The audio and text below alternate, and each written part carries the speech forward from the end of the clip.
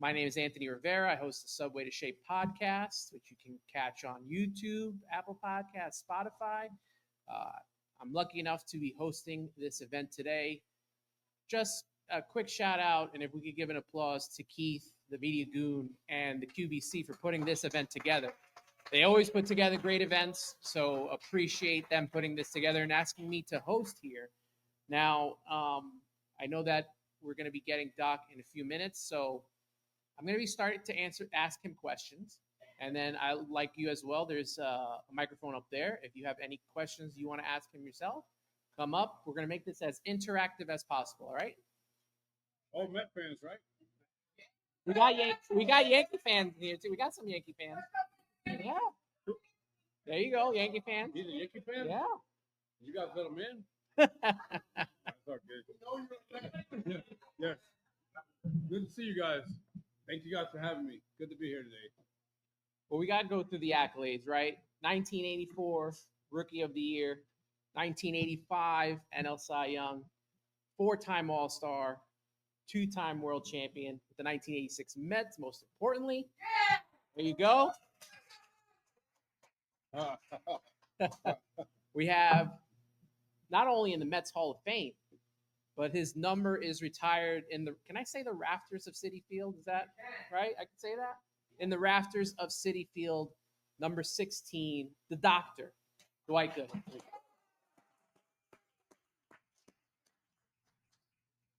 Now, Doc, I would love to go in chronological order, but I want to go a different route here because I was born November 14th, 1986. So I did not get to see the World Championship. My first experience of seeing you pitch was July 8th, 2000. It was your return to Shea Stadium as a member of the New York Yankees. You won that game. The Yankees won 4-2. Take us through the emotions of coming back to Shea Stadium and that whole process that went through with that. Can you guys hear me okay? So, like you said, like you mentioned earlier, I'm always going to be a Met. I'm only saying that because I'm going to take you guys through the journey, how that game was. So, in 94, I got suspended from baseball.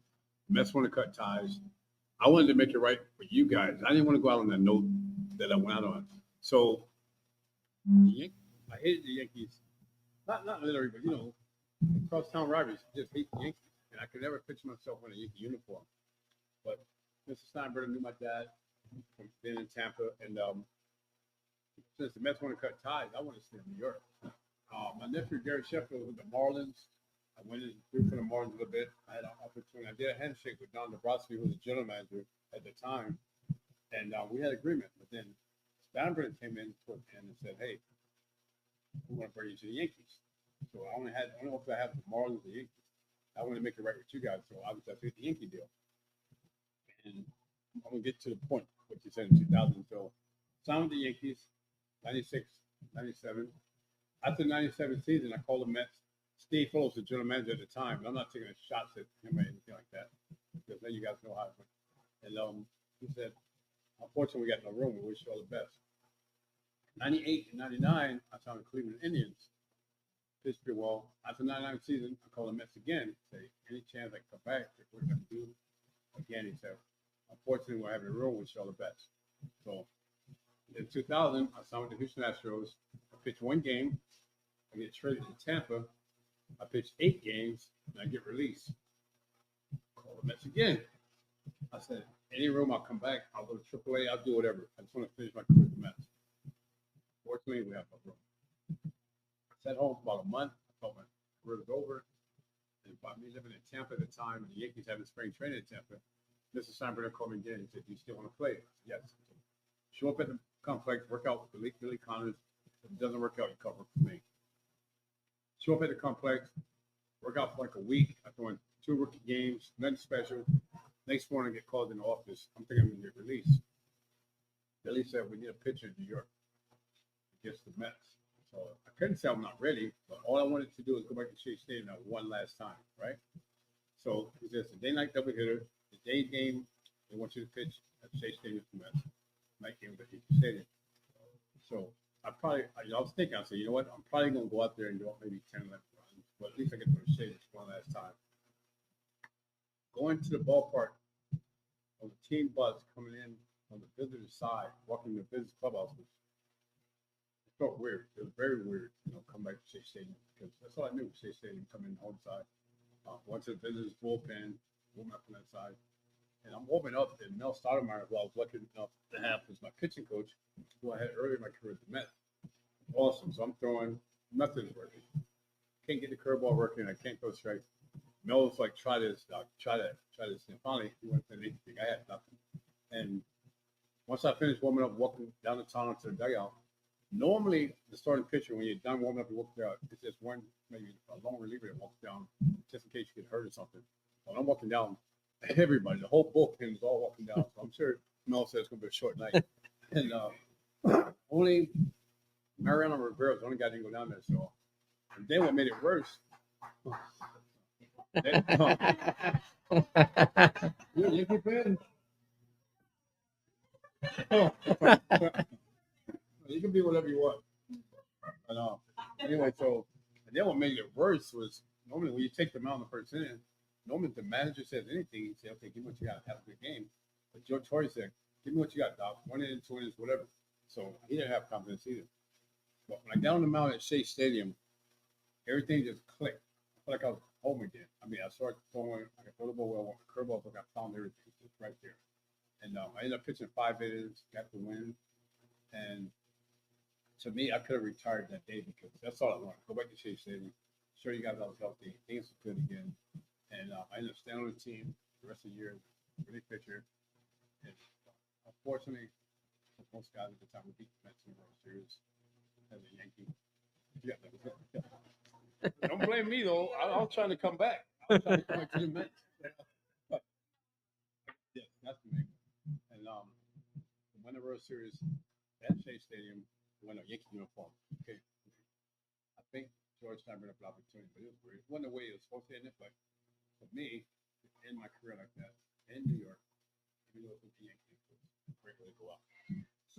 Let's fast forward a little bit. I want to go to 2006 because the Mets had the 20th anniversary of the 1986 team. That was a game that I went to. I think it was against Colorado, and you weren't able to be there.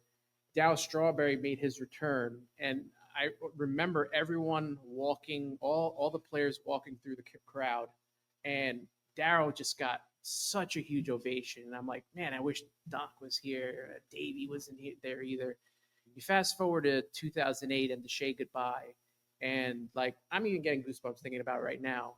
When you come out of the bullpen, the sound from the crowd, the electricity from the crowd, and the Mets had just blown the season and got eliminated, and the fact that all the players were coming back and the emotion. I think even Gary Cohen said it once it was over that he teared up when you got announced and the crowd was just going wild.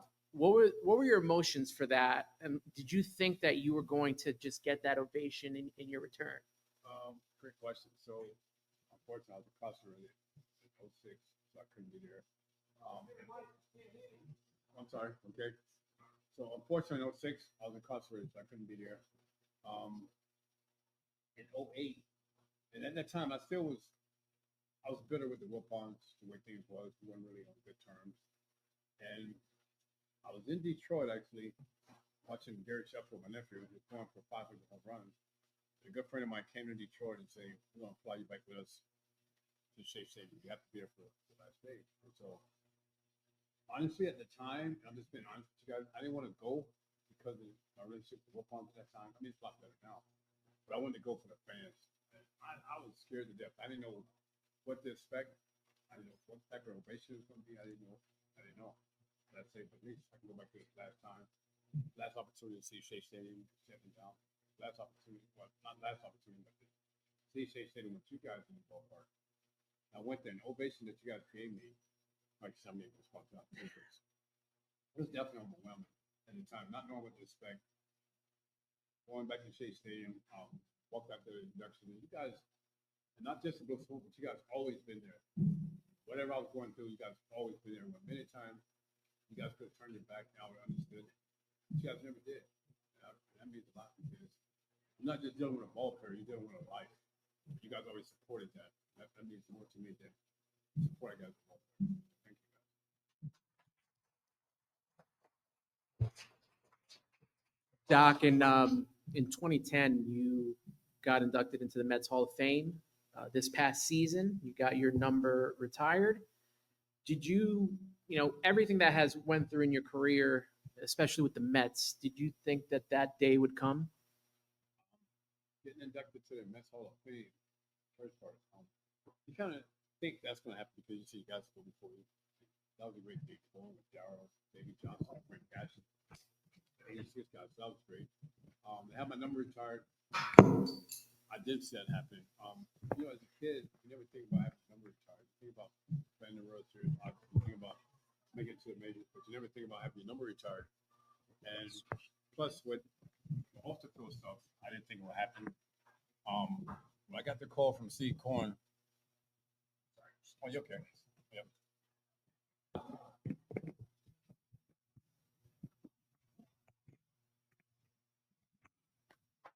This better?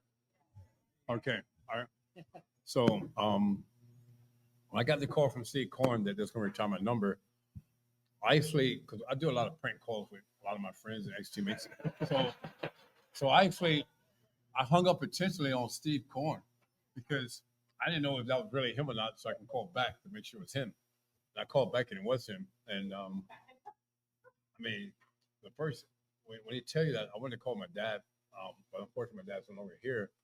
But I say I can still call my kids, my grandkids, and share that moment with them and my friends. And that was just wow.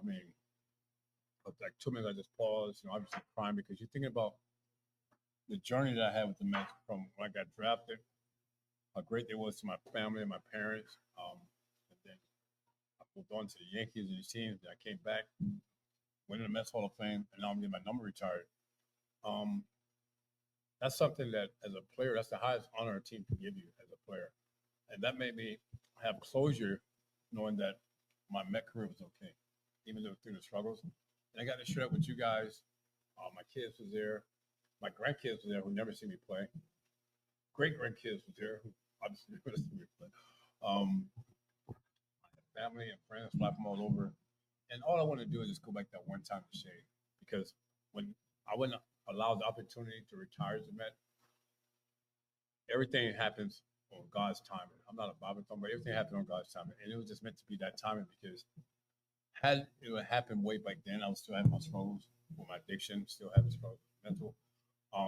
But at that time it was just meant to be. And you guys, I have to say this, probably not heard this. So, and this is coming from the heart. And the thing I'm gonna say this now is because when I was giving my speech last year, I got to come and it started raining. I didn't get to finish my speech pretty much. But this is for you guys. This is straight from the heart. Most of you guys, who was there in '84? Who's seen my first year? All right. Okay. So it's mostly for you guys. Nothing else you got. When you guys go to the ballpark this year, make sure whenever you take your kids, your grandkids, your friends, your neighbors, whoever you take, and you see 16 and you talk about it, tell them that you played a part of that. And I mean that because without you guys, that don't happen. I don't have the career I had without you guys, without the support and the energy you guys brought to Shea Stadium. You guys remember when I used to get 2 strikes on a batter, and you guys would stand up and clap, one to strike out? I would feed off of that. That was, good. And being able to have that moment that I had last year, with the struggles I had off the field and the support I got from you guys, that don't happen either. So when you guys go there with your kids or whoever you go there with, tell them you played a part of that and mean it because without you guys, that don't happen. I don't have the career that I had with you guys, and I probably don't be here today without the support I've got from you guys. So once again, thank you guys. I appreciate that.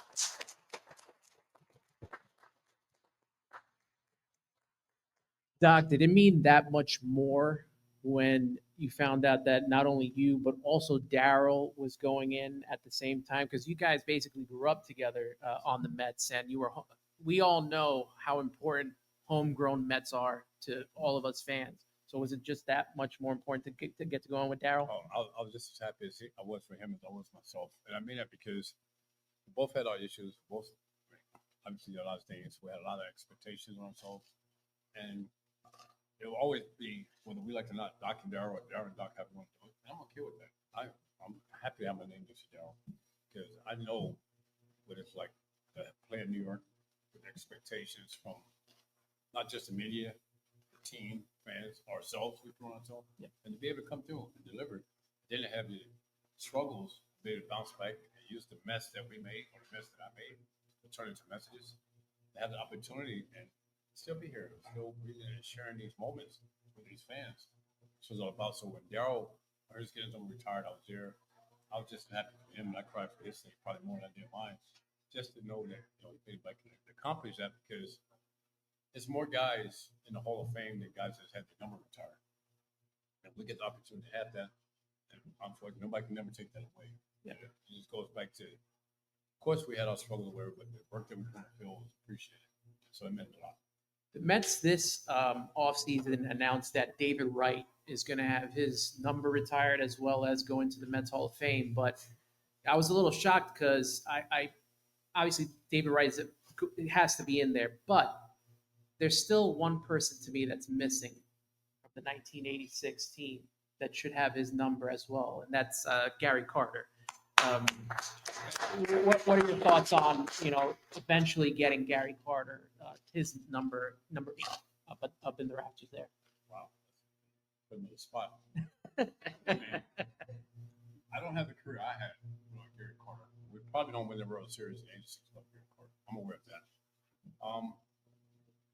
That's a tough one. David Wright is definitely deserving. I'm happy for David for the career he had. And probably had he not had the injuries, he'd been probably Cooperstown. He's headed that way. I know David Wright is a good friend. Very happy for him, his achievements.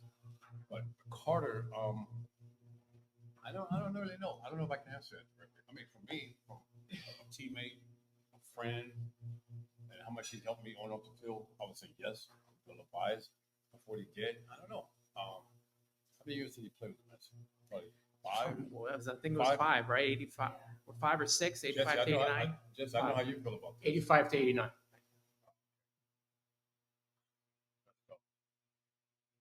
Expos Hall of Fame, right? I think he's in the Expos Hall of Fame. Expos retired his numbers. Expos retired his number.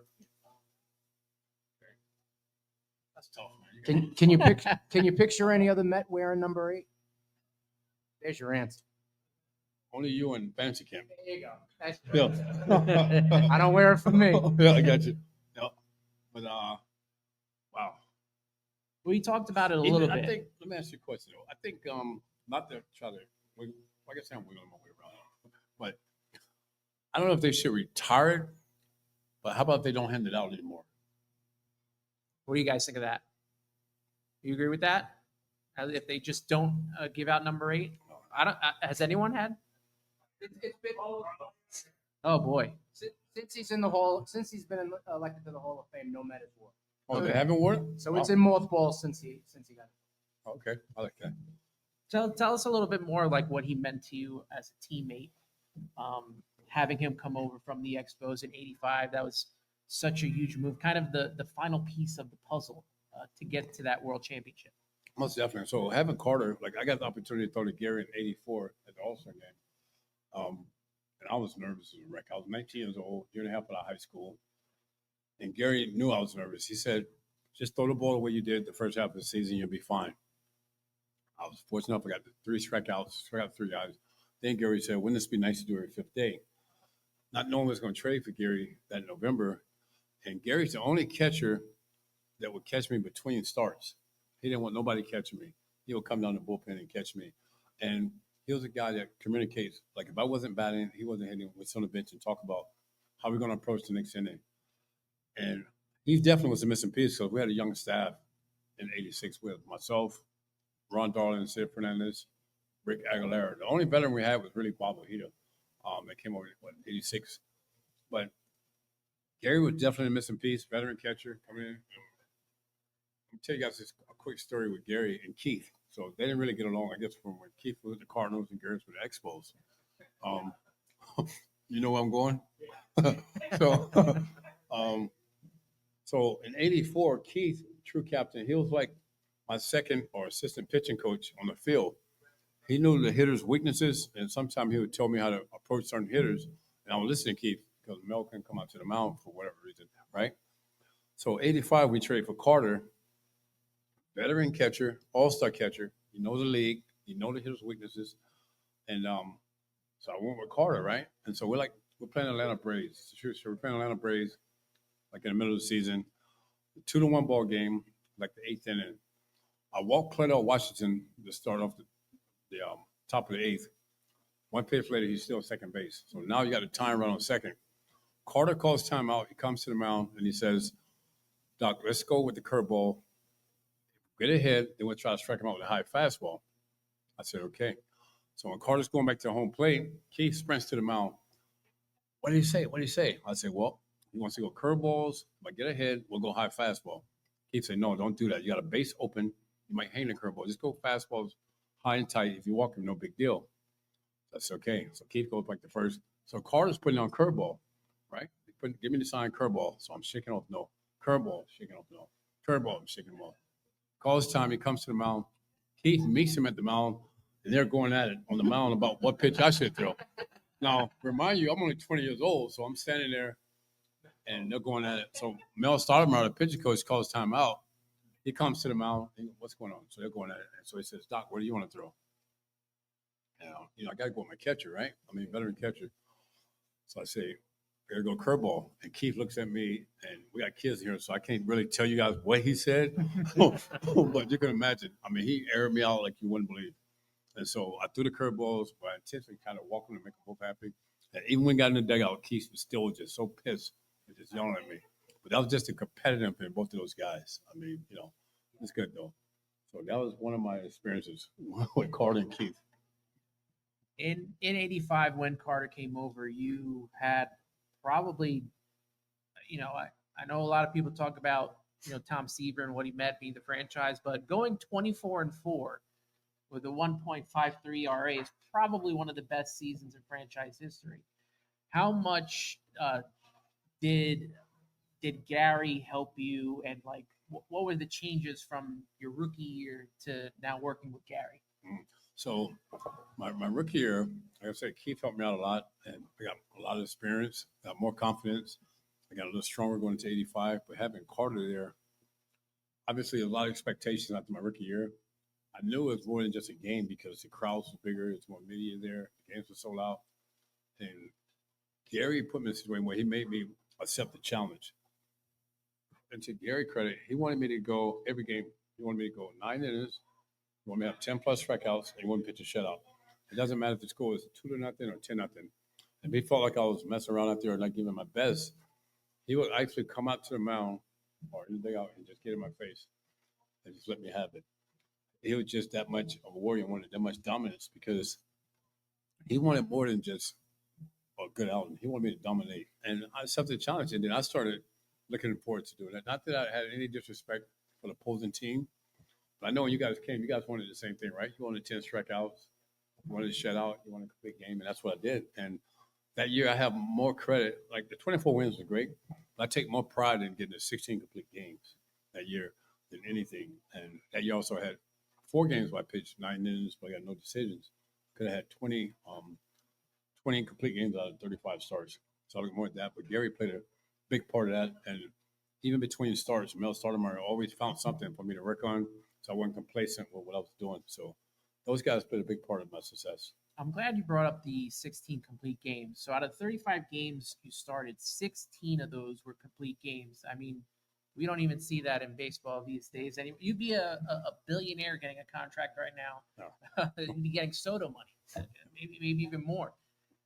What are your thoughts on the state of pitching nowadays, where you got guys only going 4 or 5 innings? There's more reliance on the bullpen. What are your thoughts on that? Well, the game's changed so much with the analytics and all this stuff. I don't really blame the pitchers. I blame the system. Baseball is like a copycat league. If one team does something that works, then they all do it. Totally different game now. It's more on velocity and spin rate and all this stuff. Just my opinion. they don't work on mechanics as much as they used to, and that's why you see guys throwing harder. They're not going as long as 100 pitches. They're out of the game, 4 or 5 innings. They're out of the game, but they're all getting hurt because everything's about velocity. It's not about mechanics anymore. That's where the game has come to. Obviously, I wish I was pitching today. Could make more money. I mean, I have 9 grandkids. I need help. I got 3 great grands. Can you guys imagine this? Imagine telling your 21-year-old grandson Happy Father's Day. Let that sink in for a little bit. I mean, but kids are a blessing. But I feel worse for the generations before me, like the DiMaggios, Yogi, and all those guys.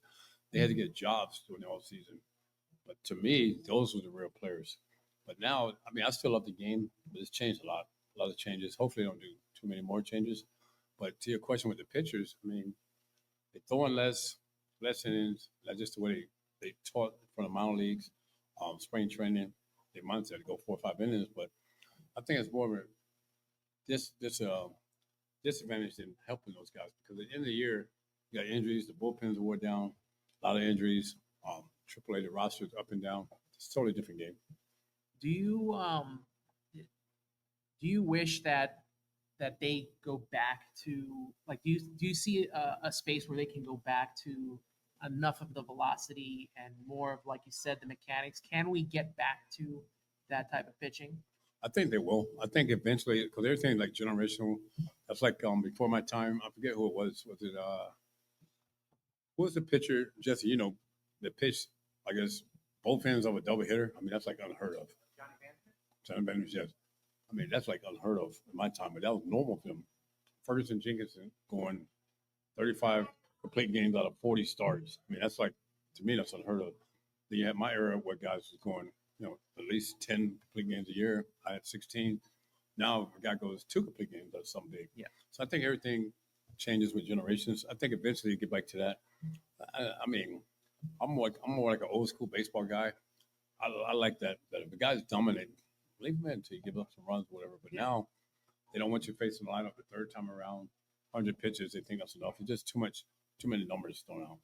I don't know how like pitching all those complete games like affected your body when it comes to injuries and stuff, but we just see so much more injuries, and these guys are pitching a whole lot less, like relying on throwing 100 miles per hour. It just seems to be such a problem these days. Yeah, it's too much. I mean, and I don't blame the pitchers. It's the system. It's the way the system is with analytics and all that. And again, no knock on these pitchers or anything like that. But like if you see pitchers that give the ballpark, I think it's great for the fans when you look at the scoreboard and have the velocity up there. But young pitchers, I think it hurt them because they throw a pitch and they look at the scoreboard right away. After every pitch, you guys go to a game, and most pitchers, but definitely the pitchers has 2 years or less. Watch them. If they throw a pitch, they look at the scoreboard. They want to see what the velocity is. And that can hurt you, and they're trying to max out. And a lot of pitchers don't understand how to add and subtract with velocity. It just max out because that's the way they're taught. There's nothing against the pitchers, just the system. Yeah, I think you see it in a lot of times on social media too. These places that do the labs that do the pitching, you see them just throwing it as hard as they can. There's no direction or any of that where it goes. Right. So mechanics are super important. Mechanics, you have to have good mechanics. It's not going to last. It's not going to last. That's the way it is. Even with like some of these pitches they're throwing, without mechanics, it's just not going to last. I'm sorry. Like to me, like Garrett Cole, probably like a little exception. I like his mechanics, but again, last year was a sign when he had the injury. Yeah. This year it's been the price, but there's a guy that mechanics is sound, but mics it out. It don't work. Before we continue, if anyone has a question of their own that they want to ask Doc, the microphone's right here, right by Jesse, so you guys can line up. We can go back and forth. I can ask questions. You can ask questions. But if you want to come up and ask Doc a question, be our guest. Come up there. And I got one. Talk about your first start in Houston, Doc. First start in Houston. So, again, you can't make yourself up. So, make the team. And once I made the team, I was obviously happy. I was 19, year and a half out of high school.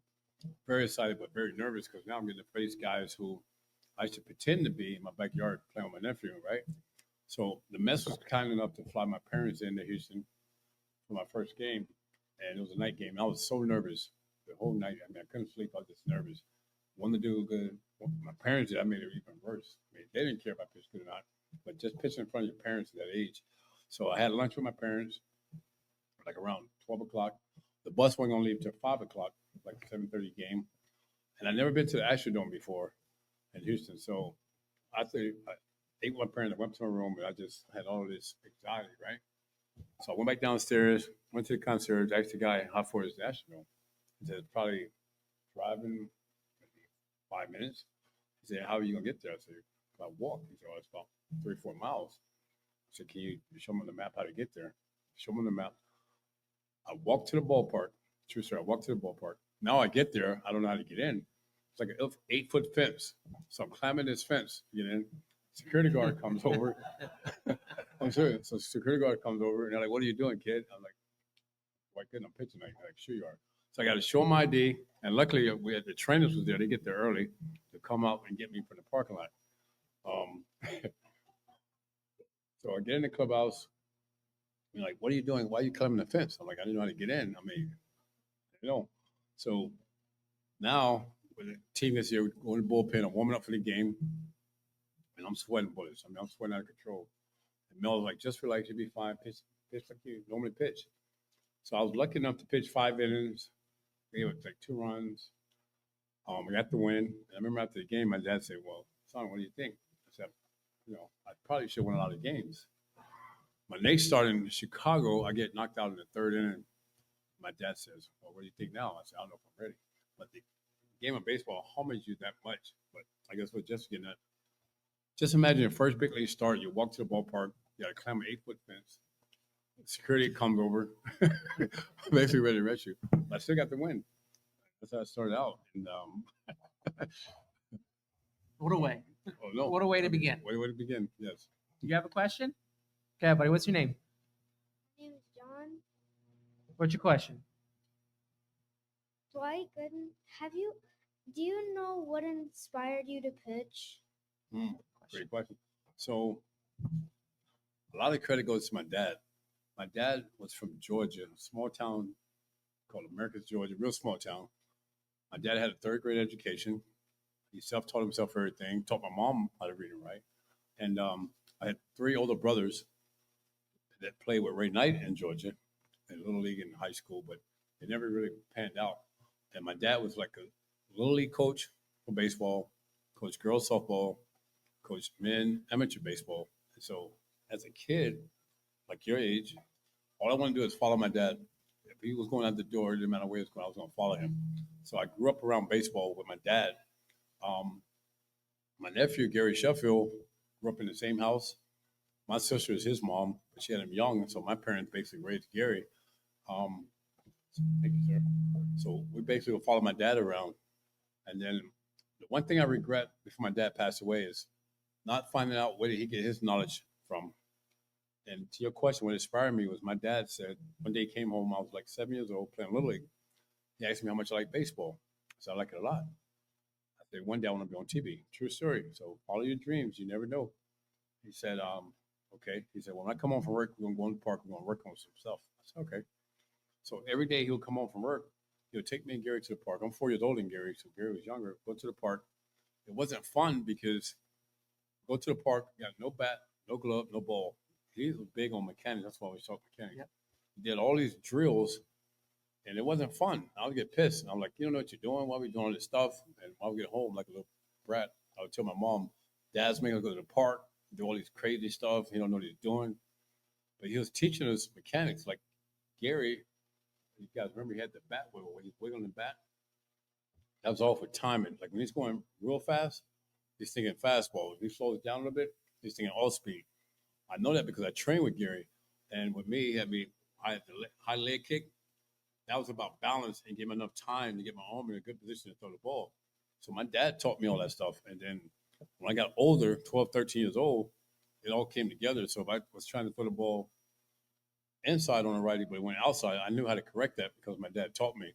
Well, most kids didn't know that at that age. So I had an advantage because of the knowledge that my dad had and taught me. And as I got older, the stuff that he taught me and installed in me, I just became better at working on it. So my dad really inspired me. And it was initially his dream that became my dream. Great question. Great question. Yep. Anyone else that wants to ask a question? Come on up. Hi, my name is Will. Hey, Will. Nice to see you, Doc. You too, And buddy. congratulations on your continuing recovery. That's the best news of all. Thank you. I want to ask you just about the '86 World Series. I've heard stories that maybe you were warming up in the bullpen in Game 6 and 7, or something. You were ready to go. Is that true? Yes. Game 7, and from a selfish standpoint, I'll go ahead and admit it. So I didn't pitch well in the World Series. I did good against Houston, but in the World Series, I pitched Game 2 and 5, I think. I didn't do too well. So from a selfish standpoint, Game 7, I was warming up in the bullpen. If Jim Rice had to come up to hit, I was going to come in to face him. It was kind of like, won't Jesse get buried out? But you kind of want Barry to get on so I can kind of redeem myself. But, so it kind of worked out, good both ways. But yes, I was warming up in the bullpen. I'm sure Davey probably didn't want me to come in. I didn't pitch well, but just to kind of regroup myself, I wanted to get in the game. So I guess that's kind of selfish, hoping that not necessarily Barry got a hit or got on base, but if it didn't happen, at least I knew I was in the game. Yes. Thank you. Thank you very much. Yes. Speaking of the '86 World Series, I got to ask you, where were you in Game 6, those 2 final outs after Keith recorded his out? Because I know Keith said he went back to the clubhouse and he didn't want to see it. What was your reaction to the whole thing, and where were you? So I was in and out the dugout clubhouse, but I was actually in the clubhouse when Keith, he was in the manager's office. And I remember Kevin Mitchell was on the phone trying to make reservations for get a flight home. And he had his jersey off, and the bat boy came in the clubhouse looking for Kevin. So Kevin threw his jersey, went in and got the pinch hit. But when Kevin went down, I went down. But for part of that, I was upstairs in the clubhouse as well. Now you mentioned the NLCS because that was a big series for you. Game 5, probably one of the best games between that pitcher's duel between you and Nolan Ryan. Yep. Talk us through that whole situation. And then Gary Carter had the game-winning hit later on. Okay. Yeah, that was amazing because Nolan Ryan and Pete Rose, those are my idols growing up as a kid. And now I'm pitching against my idol. And normally pitchers or all baseball players or anybody who plays sports are very superstitious. And I always had this thing, like every 3 innings, I go in the clubhouse and I change my jersey and come back out. But that game pitching against Nolan, it was like I was a fan of Nolan, watching him pitch, but I mean, obviously we want to beat him. So I never changed my jersey. I was just standing there to watch him pitch. And that probably was, from a personal standpoint, one of the best games I ever pitched. I went 10 innings. It was a playoff. We had to win that against England. Me and Nolan was just pitch for pitch. A lot of times you hear guys say, I'm not worrying about the opposing pitcher. I got to get the hitters out. But to be honest with you, you are concerned and you know who's pitching against because when Nolan's pitching, you know you're not going to get much.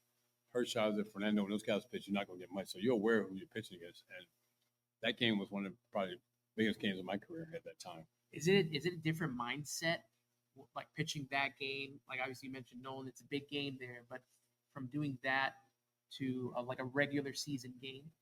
Oh, most definitely, because against Nolan, and plus with everything that's, at stack for that, you're not going to get much. So every inning that we don't score, when I go back out there, I got to pitch it like it's the 9th inning. I can't go like, okay, it's the 3rd inning. If I go for a run, we got time to get it back. Every inning is the 9th inning. So you're pitching every inning like it's your last inning to get through it. I know we got more questions. Go ahead, man. Good afternoon, Mr. Gooden. How are you? Good. How you doing? Mr. Gooden, when we look in retrospect to your career, primarily at the lower years of your career with the New York Mets, particularly in the 1980s alongside Darryl Strawberry, and the individual accolades that you accomplished that alongside Darryl Strawberry formed mattered one of the most iconic duos of 1980s baseball. When we foreshadow the upcoming 2025 Mets season, do you believe that Juan Soto and Francisco Lindor have been the closest in terms of fanatic attraction to that duo of yourself and Mr. Strawberry in 1986? Oh, that's a great question. They have great potential to lead. By example, obviously, there's going to be a lot of expectations on him. Like Soto, I mean, there's going to be a lot of pressure on him. Hopefully, it doesn't bother him or phase him. I don't think it will. But I think what me and Darryl did in the 80s, at our age, coming in like that, I think we probably had more expectations at that time because the Mets had been so bad up until 84 when I came in, Darryl. Plus, he was a hitter. I was a pitcher. And then with Soto and Lindor, you have 2 hitters. But at the same time, they did 1-2 hitters. You got to set the table and take the pressure off other guys and set up the table for, Pete Alonso and Ventos and Winker and those guys. I think it might be a little similarity there, but I think the me and Daryl, the expectation I think was more on us, and the expectation that we put on ourselves was like way more. And I think, and again, there's no knock on Soto or nobody like that. But you asked the question. I think, how can I say this in a nice way? I think, and I don't want people to take this the wrong way. It's just me. I think Darryl Strawberry in his prime, Soto don't come close. I'm sorry. I don't think he comes close. And that's nothing against Soto, but I'm just saying the player that Darryl was. This guy, unbelievable. He could defend. He He could can defend. He do out. everything. Like his defense, running bases, everything got overshadowed because everybody wanted to see him hit it off the scoreboard. But he was a total package. When he came into play, there was nobody better. I'll take him over anybody, hands down. One more question, Mr. Strawberry. 1996, May 14th, with New York Yankees, you pitched a no-hitter against the Seattle Mariners. What was that like for you in terms of someone that was so accustomed to pitching in Shea Stadium, winning that 1985 CY Young, to having done something so iconic in a field that necessarily wasn't your personal comfort zone? Yeah, great question. So, from a personal standpoint, that probably was like the highlight of my career, only because of everything that took place. My dad, the guy supposed to fly home that day that I pitched to be with my dad, who was having open heart surgery the next day. He had been on dialysis for 15 years. Plus, the year before, I was suspended from baseball. I missed the entire year. Then, beginning of that season, I started 0-3. And I was basically taken out of the rotation. It's basically bench. When a pitcher gets benched, I mean, you're not pitching. If you're up 10 or you're down 10, you're not getting in the game. They were trying to decide whether to release me or send me down. Unfortunately, David Cohn got the aneurysm in his shoulder, so that's how I got back into the rotation. And I think it was my third start back in the rotation was no hitter. But the day that I pitched a no hitter, there's a lot on my mind because my dad was having open heart surgery the next day, not knowing if he's going to be okay or not make it. And the pitch no hitter, with all that going on, and then it turned out to be the last game my dad saw me pitch. He never made it out of the hospital. He passed away. So I would say that game is the big game for me out of any game. Thank you, Mr. Gooden. Thank you. We got another question. Hey Doc, my name is Aaron. Nice to meet you. You too, buddy. My question is, what was it like to see Darryl Strawberry hit all those home runs in the dugout? Because I don't really remember because I was born in '91. So my dad only told me stories. Oh, it was fun. Darryl, he was a guy that even playing on his team, when he was coming to bat, you didn't go to the clubhouse, you didn't go to the bathroom, you didn't do nothing. You want to be right there to watch because you didn't know how far he was going to hit it or what he was going to do, but you knew he was going to do something special. We probably put more expectation on Darryl than the media did.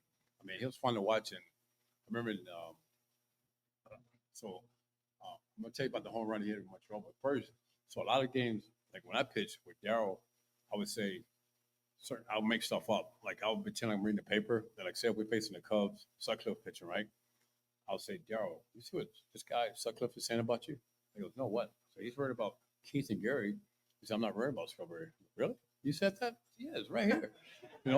So that day I knew he was going to hit at least 2 home runs. He was going to do something. But I'll only do that in the games I was pitching. You knew he was going to do something special. But in '88, I think it was '88, opening day in Montreal. It was '88. He hit a ball. It was in Montreal. The roof was a retracted roof, but the roof was closed. Yeah. He hit a ball that would have been out of the stadium had the roof been open. Oh, I saw that one. They had it on SNY. That I saw. Yep. That's probably the ball I've ever seen in my life. For a human to hit a ball like that, I'm like, wow. It was all natural. It wasn't like a guy that lifted a lot of weights or did anything crazy. He just was natural, man. To play the game. Cool. Thank you so much, Doc. You got it. Thank Yes. Listen, Doc knows a lot about. I got to jump in one real quick. Doc knows a lot about hitting. He's the all-time leader in home runs for Mets pitchers. I don't know how many you know that. 1992 Silver Slugger. Yeah. I had 8 home runs. Not that I remember, but. All right.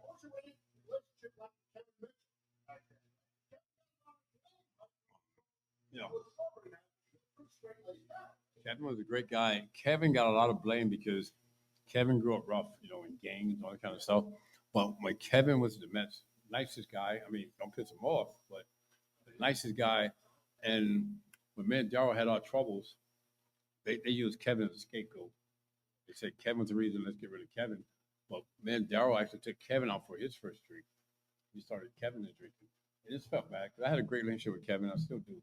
One of the nicest guys you could be. I mean, just a good guy. Yeah, does anything for the team. And when we got rid of Kevin and Ray Knight, it changed the whole chemistry because those are two guys that kept the team loose, held guys accountable, and plus the visiting teams knew not to mess with us because we got Kevin and Ray Knight. These guys didn't play, so it helped out, especially the pitchers. Yeah.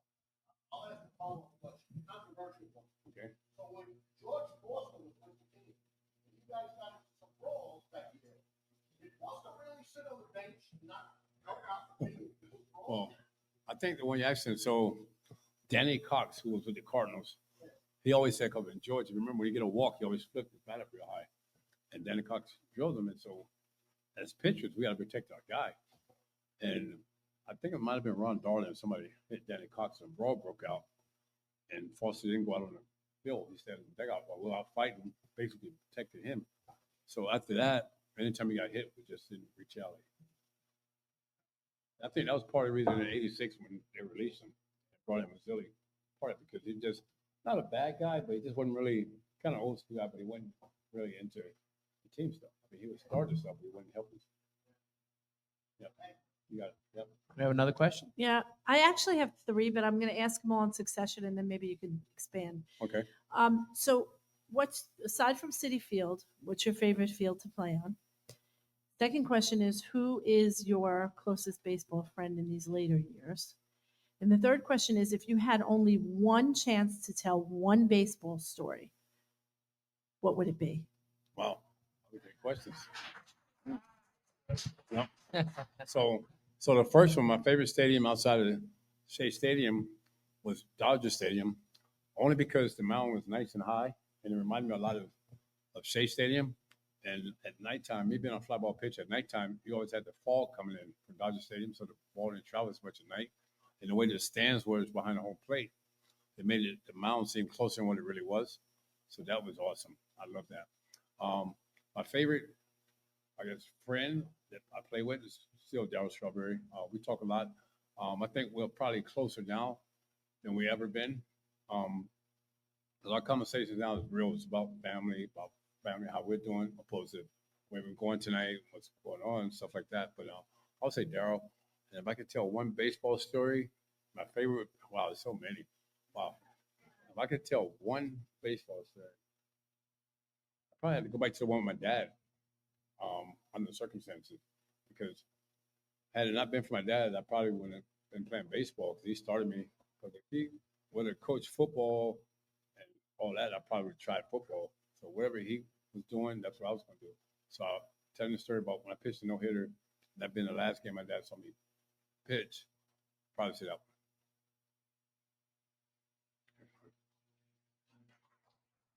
Thank you. Anybody else? Yeah, you got one more? Okay. Hello, Gooden. How you doing, buddy? Mr. Gooden. My name's Noah. In your 15 years, who is besides Zara, who is your favorite teammate?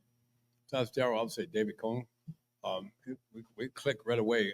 When he came over in '87, we just kind of connected right away. And then when I joined the Yankees in '96, he was right there to talk to me about pitching in the American League and National League because it is a difference where nationally, you're facing a opposing pitcher like then, and normally like the seventh and eighth hitter are normally like a catcher and a shortstop, who are not like today where they're hitting for power. So that where American League, you got the DH who's probably been fourth and fifth, and then the eighth and ninth guys are more like steal bases or what have you.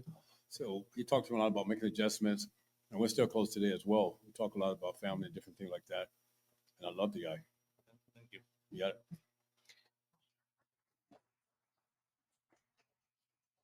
Doc, growing up in the late 90s watching baseball, this was a Yankees town. And all I heard was, you have to have been there in the 80s. It's all about the Mets. And, I saw the mural of you on 42nd Street and the K Corner. When did you guys You guys were all over magazines and everything. Well, when did you guys like realize how big this was for you and the team?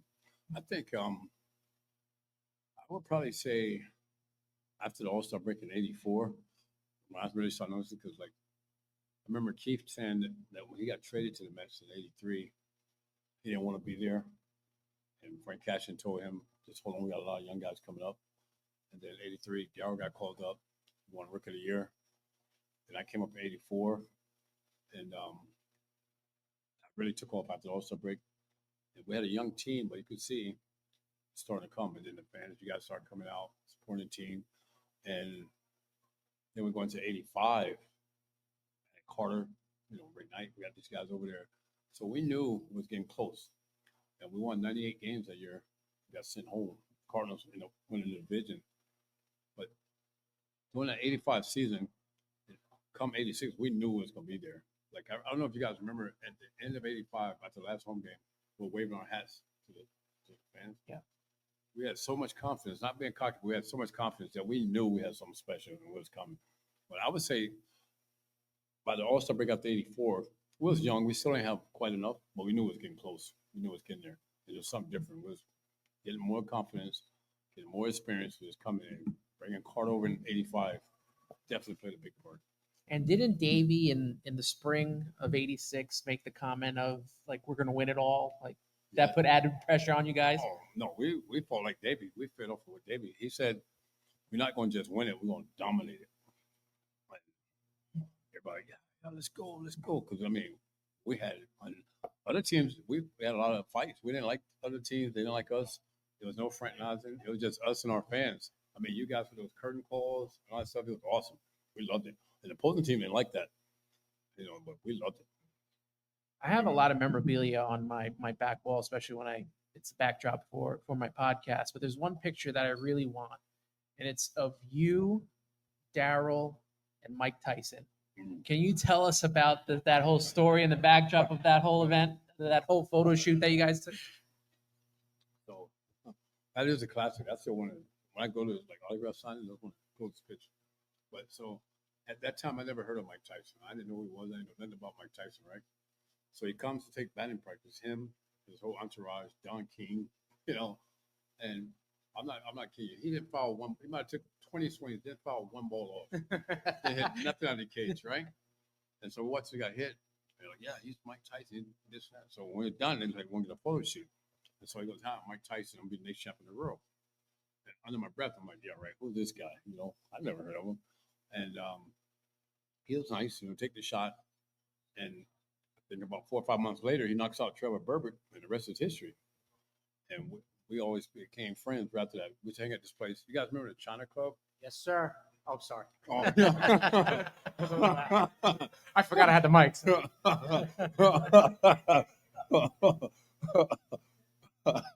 So it's a place where everybody's going Monday nights. All sports, celebrities, everybody. We used to hang out there. And Tyson used to be there, and became friends. And today we're still friends. That's awesome. That's one of my favorite pictures that I've seen. And one day I'm gonna They get tried that to one. redo it, but it's not like the original. Yeah. But that was the original. Like the original stuff you can't beat. And I got one. Okay. This one came up from the internet. And I don't know the answer to this question, so this one isn't a loaded question. Were you with the big club in spring training in '83? '83? Yeah. No, '84. '84. Yeah. So the question was, if you were in spring training with '83, which I didn't think you were, could you give us any impressions or any kind of wisdom or anything that you might have gotten from Tom Seaver, because he was with the club at '84? Well, actually, Tom Seaver, remember they had the old timers games back then. Yeah. And I got to know Tom Seaver a lot. There you go. And Tom Seaver, one of his favorite quotes was, you guys probably heard it, was like they had the pitch counts out, right? Yeah. Pitch counts. And Tom just told me, Doc, what was your pitch count? I said, well, I don't know, maybe 110, 120. I don't know. We didn't really have it. He said, you know what my pitch count was? I said, no, what? He goes, when the other team started hitting me, that's when I had enough. Because that was my pitch count. But Tom was great. And then he told me one time, he said, Doc, if we played together, you know how many games you would win with my smarts or your talent? I said, so you're saying I'm not smart? But He was the best, man. He had quotes, and I love Tom. Just talking baseball to him. And you're both Scorpios. Well, yeah, his birthday's the day after mine, right? 17. Yes, sir. And you're right there too. Yes, sir. But he had so much knowledge of the game about hitters and setting up hitters. Like he told me, he helped me with this one with Mike Schmidt. I had trouble with Mike Schmidt my rookie year, and he told me, "Well, you ever watch hitters' feet?" I said, "No. What do you mean?" He goes, "Sometimes you got to watch the feet, or watch film on TV." This is before all the analytics stuff. He said, "Mike Schmidt, if you watch him, if he's looking fastball, he spreads his feet out a little bit. If he's looking curveball, all speed, his feet more together. He's up closer." And I brought it up to Gary Carter, and sure enough, we figured it out. And so my rookie year, I struggled with Mike Schmidt. But my second year, I didn't because of the tip that Tom Seaver gave me. But I like veteran guys like that. I like talking to, even though he mentioned Seaver, but like Mike Torres. You guys remember Mike Torres? He helped me a lot. And to his credit, I remember when I was in spring training in '84, Mike Torres told me, he goes, "You're probably going to make the team." He goes, "If you make the team and you need guys to start pitching well, they're probably going to get rid of me and Craig Swan and these guys." But he said, "But as long as I'm here, I'm going to help you. I'm going to teach you about pitching up hitters. I'm going to help you about being a big league player." And so when I would pitch, when I wasn't pitching and he wasn't pitching, I had to sit by him in the dugout and we'd talk about, what did you throw here? Why did you throw this certain pitch? So to his credit, he helped me out a lot. They ended up releasing him. But up until that point, a guy that knew he was going to get released still was willing to help me, a guy that was going to take his job. We started with you pitching for the Yankees at Shea Stadium in '86. Tom Seaver, although he was injured, didn't get to pitch. He was on the other side with Boston. Was that a little bit weird to see that? Not really at the time. I didn't pay much attention to it, to be honest with you. I know what was weird was when they put congratulations to Boston Red Sox for winning the World Series. Doing that at Shea Stadium, that was weird. But with Tom, not really. Yeah, he tried out with us, I think the next year or year after he came, He came back in '88. Tried to make it back, yeah. So it'd been cool to play with him. Couple more questions. With Juan Soto being here, it kind of feels like a little bit of a tide is turning where Mets are actually getting some of these big free agents to come and switch sides here. I know you were down in Port St. Lucie. Did you get a chance to talk to him about the differences of playing in the Bronx and in Queens? I did get to meet him. We talked a little bit, but I didn't get to talk to him about the Yankees and Mets. I think a guy like that coming over, I think he'll be fine. I think obviously there's going to be a lot of expectations because of the contract, but I think he can handle it well. And I think he takes the pressure off of the other guys in the lineup because all the focus will go on him. I look for Pete to have a big year. He will have a lot of opportunities with Lindor and Soto hitting in front of him. And the other guys in the lineup, watching how Soto prepares and goes about his business every day. The young guys can watch him, what he does. I think it definitely helps. So let's see what happens. I think my only concern is the pitching. The pitching's going to be ready, which, so far so good. My last question for you, is there any game that, goes through your mind, like you remember everything that happened during that game, like it was just yesterday? Is there any one of those games that you think about? It's two of them, actually. The one that hurts the most and still hurts is probably the '88 playoffs when I give the home run to Mike Socha. That one stays with me because I replay that tape over and over and over. And I never really had closure to that until one day I talked to Mike Socha. I just want to hear his point of view, what he's thinking. But anybody that game or remember that game? Yes. So I'm going to the ninth inning, and I'm still feeling good. I think it was T-Bone Shelby. I walked him on 4 pitches. And looking at it as a 21-year-old I'm pitching, I'm thinking, okay, let me just get ahead. This guy's not a home run. Let me get ahead, strike one. And the first pitch is a home run. Now looking back at it, if I can redo that, it's like, okay, he was a veteran catcher, not a home run hitter. The score is 4-2. He's home run tied. So he's probably I only got 2 pitches. He's probably thinking he's probably going to get ahead. I'm going to crowd the plate. I'm going to look in, and it's there. I'm going to go for it. And I did exactly that. I fell in the trap. And then when Socha was coaching the Angels, I was doing a baseball clinic at Yankee Stadium and was talking to him about that. And he said exactly that. He said, yeah, I just crowd the plate, looking for fastball in, hoping you threw it in. And he said, right, the one spot that I can get it, I got it. So I can replay that. And I still have games where not games, but you guys know how like on SNY they show replays of old games. They're showing a game because I had like 196 wins for my career, right? And they're showing a game. We were playing in San Diego. It must have been like maybe like 88, 89. I left out the game in the seventh inning and was winning 2-1. Roger McDowell came in and gave up the lead, and I still get pissed watching that game. I'm serious. It's like, oh man, I can't believe it threw this pitch and that pitch. But you don't think about the many times they saved you. You only think about that one. Doc, any lasting thoughts or things you want to say about to the fans? I think obviously I appreciate you guys for all the support you've always given me, and I think this year is gonna be a fun year. So I know you guys. I'm ready for baseball. Hope you guys are ready. Yeah. One question? Go ahead. Yeah. Of course. No. Yes.